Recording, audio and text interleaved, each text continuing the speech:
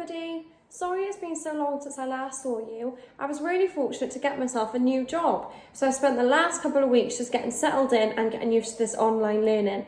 It's all very, very strange, but I hope that you're all really enjoying it, and I hope that this video will give you something fun to do at home. So today we are going to be making gingerbread men. Now mine aren't going to be men, they're just going to be biscuits, because for some reason the cutters that I ordered a couple of weeks ago have gone missing. So I've only got these circle cutters now, so yours are going to look a lot better than mine, but it's the same ingredients and the same steps, so you should be absolutely fine. So we will start with the ingredients that you're going to need. You are going to need 225 grams of plain flour, a teaspoon of salt, 2 teaspoons of bicarbonate of soda, 1 heaped teaspoon of ground ginger, half a teaspoon of cinnamon, 50 grams of unsalted butter, 100 grams of golden syrup, and then your icing pens to decorate at the end. Okay, so we'll make a start. So I'm just going to put my weighing scales on and then put my bowl on there as well. And I'm going to start with my 225 grams of plain flour.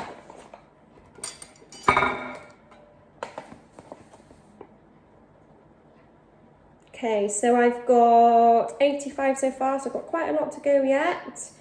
Oh, now I'm at 100, so how much more do I need? So I've got 125 left to go. Not much coming out of my bag. I'm on 210. Fab, so we're sorted. There we are. So I've got 225 grams of flour. I'm next going to add my teaspoon of salt. Now, I never measure this, I just sprinkle it in. So just a little bit of salt. I need a heaped teaspoon of ginger. Now, I usually put this through the sieve because it can be quite lumpy.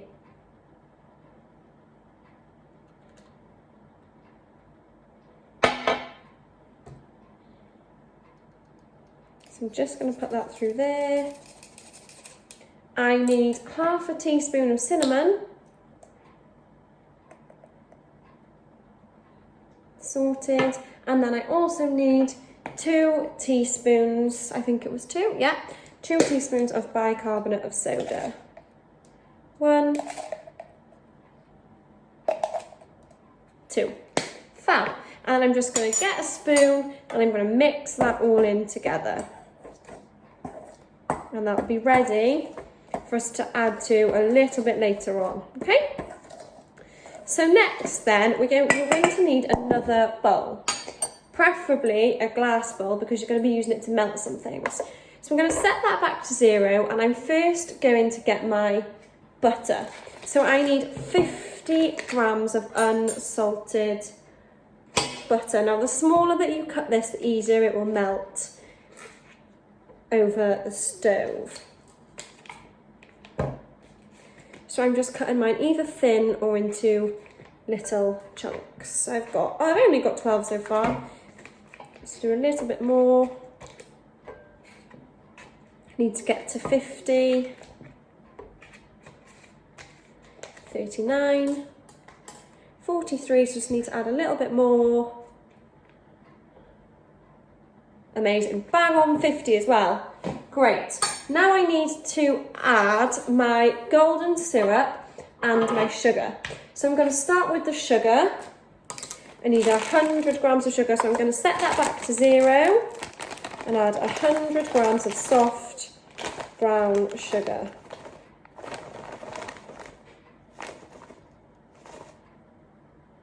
Oh, 99, 100, perfect. And then I need 100 grams of golden syrup. Now this is going to be really tricky, it's going to make my arms ache. I'm just going to set that back to 0 again. Oops, so far I've got 38. My fingers are aching already. 64. 64 Zoo Lane, that reminds me of, if any of you have seen it. Your parents might remember that, but you might not because you might be too little. Fab. have 101. Now I'm just going to really quickly boil my kettle. And then what we are going to do with this is we're going to melt it. So this is going to go on top of a little saucepan, and it's going to go on there like this, okay? So once you have boiled the kettle, you will fill this water so that just the bottom of it just briefly touches this. You don't want to put it in and all the water spills out the outside. So you just want it to touch lightly on the bottom, and then we're going to keep stirring it when it's on the stove, and it's going to make that melt, okay? So I'm just going to wait a couple of minutes for the kettle to boil. How long do we think it's going to take? Do you think we can count down from 20? Are we ready? 20, 19, 18, 17, 16, 15, 14, 13, 12, 11, 10, 9, 8, 7, 6, 5, 4, 3, 2, 1. Has your kettle boiled? Because mine is still going. Maybe I put a little bit too much water in it because it's taking forever. But it shouldn't be long. And then what I'm going to do is I'm going to carry you guys over with me to the stove. So while we're waiting, I'll just get that lit.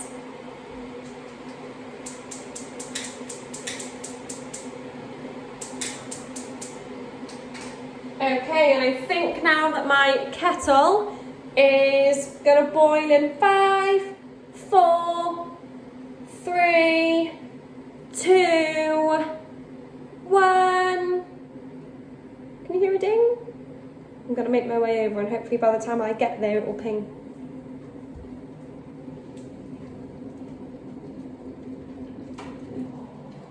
Done.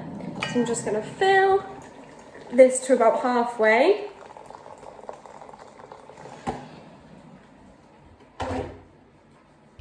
And then I'm going to pop that bowl just on there, take my spoon with me, and then we're going to make our way over here.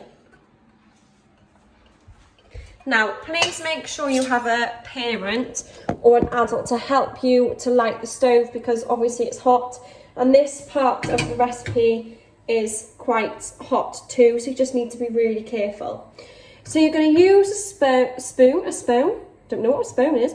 You're going to use a spoon to just gently stir that around until the sugar, the butter and the golden syrup all melts in together. And just make sure that you do keep stirring, because of course that we don't want it to burn.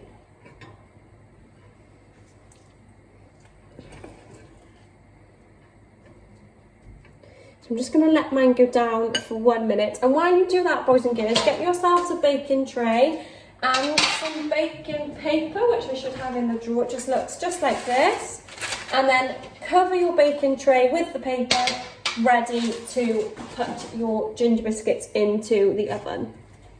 So I'm just going to keep stirring this.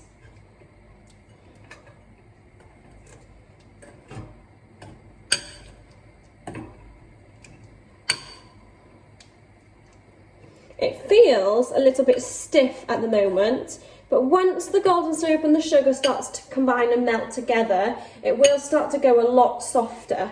So don't worry if for now it is a little bit hard for you to stir.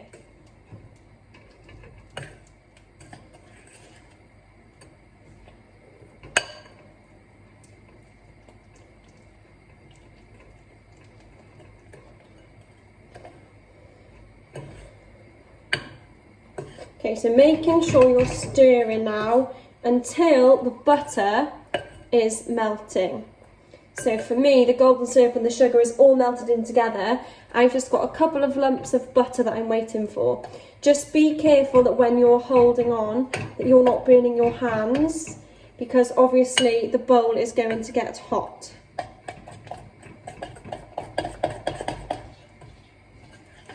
Okay, so I'm just making sure that I'm stirring that really quickly, because I found when I did this before that the quicker I stirred, the quicker my butter melted.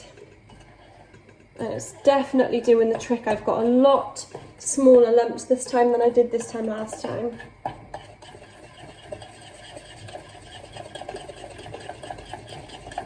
And like I said, make sure that you don't burn yourselves, because the bowl is going to get hotter the longer that it is on there for.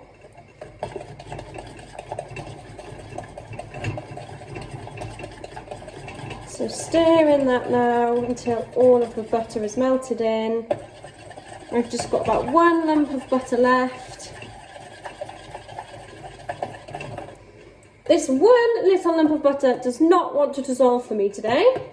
I'm going to keep stirring.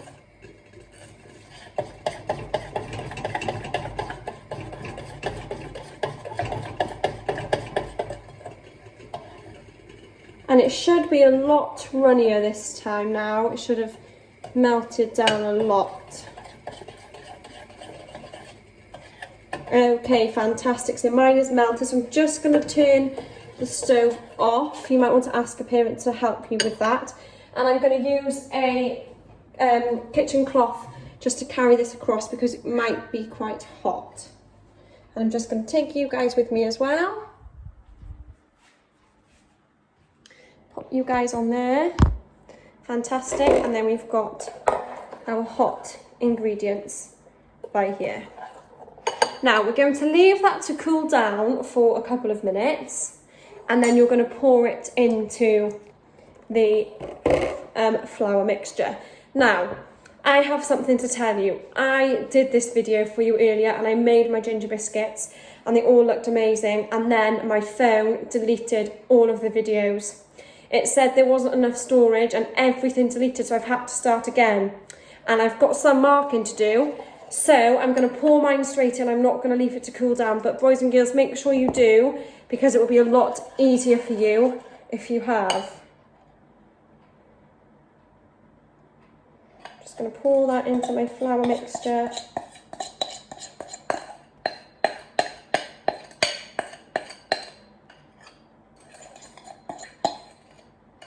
And I'm sure that because there's no raw egg in there, if you ask your parents really nicely, they might let you lick the spoon. Okay, so I've added that in, and I'm just going to really quickly fold this in with my flour.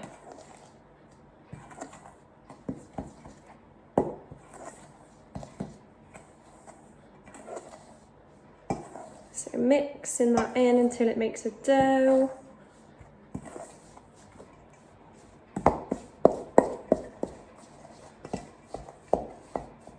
And it will start to get tougher, but you need to just keep going, get those muscles going until you've mixed all of the flour in to the mixture. Because the flour sometimes gets left at the bottom or on the sides, so we need to make sure that we've got it all in there. I'm just going to roll up my sleeves in case I have to use my hands later.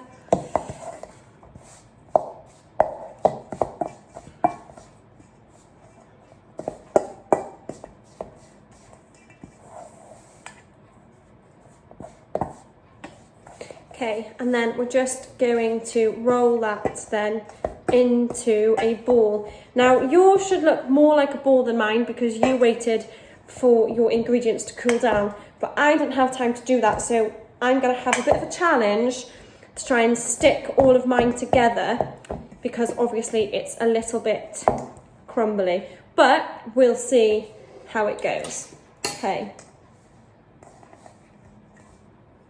Okay, so I'm going to take a bit at a time, just using my hands to make sure I stick it all together. Okay, it's going better than the last time, so that's a good thing.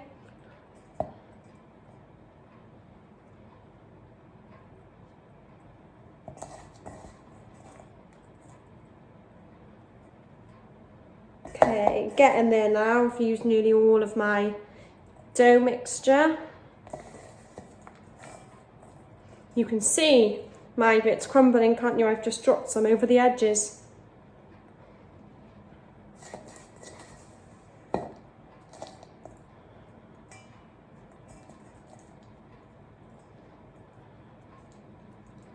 Okay, I'm just adding the last couple of bits on there. Okay, so now you have got your ball of dough, yeah? Okay, you've got your ball of dough, and then what you're going to do You're going to pop that back in the bowl and you're going to pop it into the fridge to cool for half an hour, okay? So 30 minutes you need to leave it cool for. But I'm obviously not going to do that, and boys and girls, please do, because otherwise your dough might start to fall apart a little bit. So make sure you do put it in there for those 30 minutes. Now I'm going to go ahead and make a start with mine straight away. So you need to get some plain flour and scatter it down on your surface, because this will help you when you're rolling it out. And then I'm just going to put my dough on there, the dough that's already falling apart. And then I'm just going to use my rolling pin to roll it all out.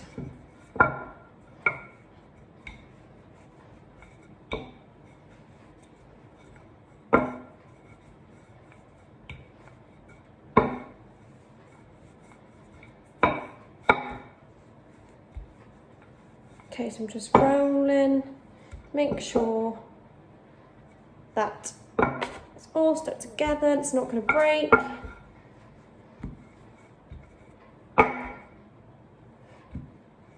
Nearly there.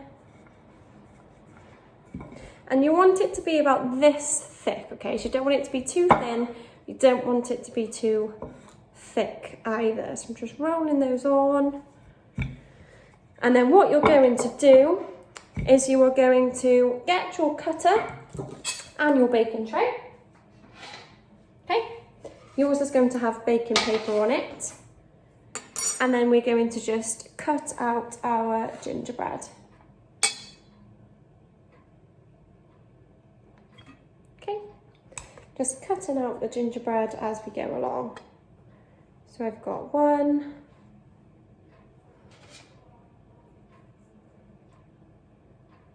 2,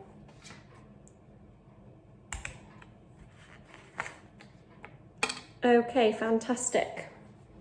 So once you've cut all of those out, you then need to put those in your oven for 10 to 15 minutes on 190 degrees. I put mine in last time for about 12 minutes and they came out lovely and golden brown. So that's what you need to do. So leave those in roughly for 12 minutes, I would say, but make sure you keep checking and leave them in on 190 degrees, okay?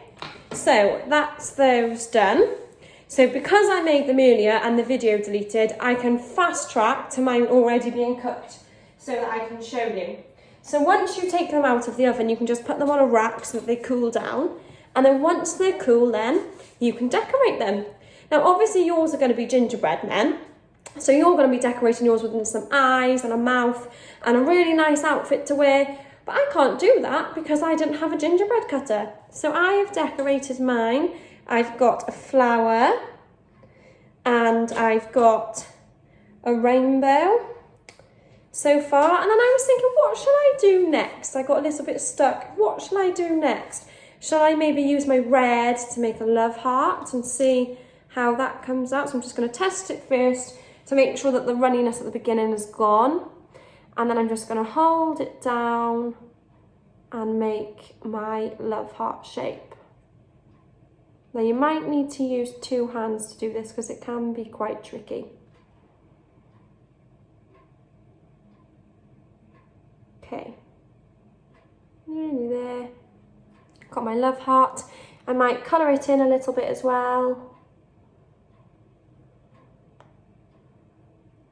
with some little swirls.